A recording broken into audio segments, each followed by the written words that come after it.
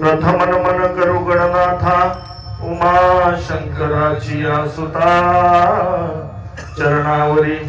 ठेवणी माथा साष्टांग हे नमन करी दुजी बंधू शारदा जी चतुराननाची आत्मजा तिच्या चरणावरची दंडवत आता बंधू देव ब्राह्मण ज्यांचे निपुण्य पावन प्रसन्न होती श्रोते जाण दयान परमाचे दंडवत आता बंधू रंग भूमिका कीर्तनी उभे होते लोक टाळ मृदुंग श्रोते देखा दयान मन माझे दंडवत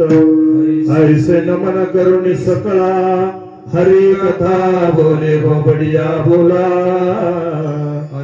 अज्ञानी म्हणून आपुल्या बाळा चालवी